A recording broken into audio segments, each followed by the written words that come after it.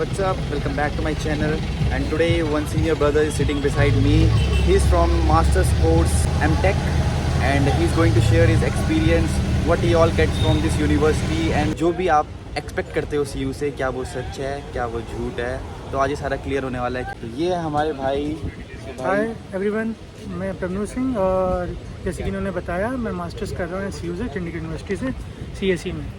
So basically हम लोग सोचते हैं कि चंडीगढ़ यूनिवर्सिटी में प्लेसमेंट्स का क्या सीन होगा। तो अभी यहाँ पे 10+ या 15+ LPA की हमारे मास्टर्स की स्पेशली 5 कंपनीज आई थी अभी तक और आ रही हैं। और आपको देखना है अगर 7-8 की तो कम से कम 15 कंपनीज आ चुकी हैं। और प्लेसमेंट का ये सीन है कि बेसिकली अगर आपके पास स्किल है तो आपका प्लेसमेंट यहाँ हो जाएगा। जिन लोगों को प्रॉब्लम आती है बेसिकली इसलिए आती है क्योंकि उनको बेसिक प्रोग्राम्स भी नहीं हो पाते। ये रियलिटी है यहाँ की।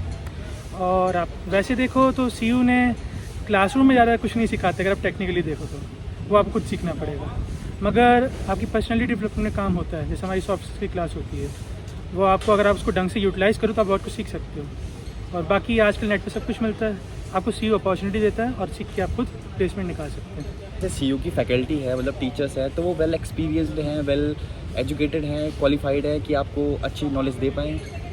देखिए इसमें बेसिकली मिक्स है। कुछ फैकल्टीज़ हैं जो क्वालिफाइड हैं और कुछ हैं जो नहीं हैं। तो ये डिपेंड करता है आपको कैसी फैकल्टी मिलती है। और मैक्सिमम फैकल्टी ऐसी है अगर आप उनसे आगे कुछ पूछोगे और उनको आता है तो ऐसा नहीं आपको मना कर देंगे।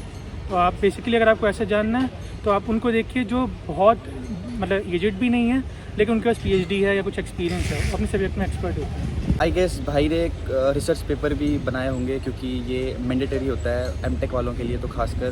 तो क्या भाई आपने बनाए हैं? हाँ, रिसर्च का बेसिकली मेरा तो था कि हम बिटकॉइन का प्रिडिक्शन करते हैं कि आगे रेट क्या होने वाले हैं। तो हम मशीन लर्निंग और तुम्हें ब्लॉकचेन की नॉलेज होनी चाहिए। इसके लिए मैंने पेपर अभी सबमिट किया है स्कोपस में। एक रिसर्च पेपर होता है, एक थीसिस होती है, ये दोनों सेम होते हैं कि अलग अलग? हाँ, ये दोनों अलग होते हैं। बेसिकली तुम्हारी थीसिस क्या होती है, थीसिस तुम जैसे रिसर्च पूरा कर रहे हो उसकी पूरी कंबाइंड रिपोर्ट होती है। और रिसर्च पेपर क्या है, उसमें कोई छोटा सा पार्ट तुम एक पेपर छापते हो जो 5-6 पेजों का होता है। और जो थीसिस है तुम्हारी बड़ी से पूरी एक बड़ी रिपोर्ट होती है, सब कुछ होता है डिटेल के अंदर। तो पेपर सिर्फ तुम्हें एक रिव्यू देता है लोगों की तुमने क्या वर्क किया है। और नॉर्मल पेपर तो ऐसे ही जाते हैं। और कोई ग्राउंड ब्रेकिंग चीज़ हो तो फिर वो बड़े रिसर्च पेपर होते हैं। वो यहाँ पे नॉर्मली आपको MTech के लेवल पे नहीं मिलेंगे। PhDs या हायर लेवल के लोग करते हैं जो। बाय द वे कंपनीज कौन कौन सी आई थी यहाँ पे, मतलब जो टॉप पैकेज लेके आई थी? टॉप पैकेज बेसिकली अभी अमेरिकन एक्सप्रेस आ रही है, वो अभी मिड अगस्त में आएगी और वो दे रही है आपको तकरीबन 20 LPA। इंटेल आई है 18 LPA के साथ। ये MTech के लिए स्पेशली सिर्फ MTech के लिए आई थी ये कंपनीज। एक फिलिप्स है जिसमें मेरा हुआ, ये 15 LPA लेके आई है। और उसके अलावा एक वेस्टर्न डिजिटल है, उसका अभी तक कुछ पता नहीं कि पेपर कब हो, लेकिन मैं फॉर्म भरा है उसका, वो 22 LPA दे रही है। तो ये आपकी टॉप कंपनीज हैं अभी, क्योंकि प्लेसमेंट सीज़न चल रहा है और मास्टर्स सब कंपनी में बैठते भी नहीं हैं। तो इस वजह से हमें स्पेशली जो मेरे को नोटेबल याद है, आपकी एक बॉश हो गई, एक नोकिया, उसमें मेरा एक फ्रेंड प्लेस हुआ है। बॉश आपको 7 LPA दे रही थी, नोकिया आपको नियरली 9 LPA दे रही है। कितनी CGPA मैक्सिमम चाहिए, मिनिमम चाहिए कि आप प्लेसमेंट्स में बैठ सको? देखिए अगर आपकी 70% है तो आप 95% कंपनीज में बैठ पाओगे। और 70% से कम है तो आप तकरीबन सिर्फ 1% कंपनी में ही बैठ पाओगे।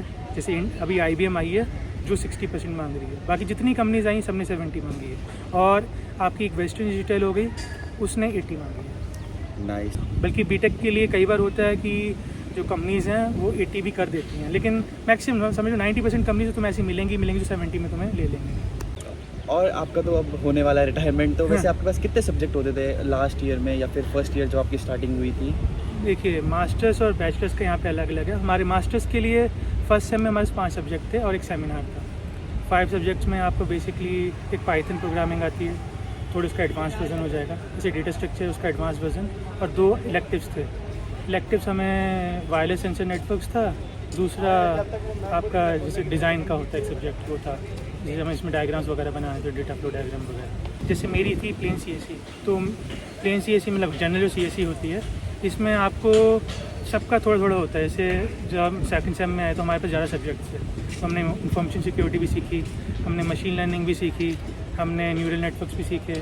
और सबका मतलब आपको एक सब्जेक्ट मिल जाएगा और आपको चॉइसेस भी मिलती हैं 2-3 सब्जेक्ट्स में।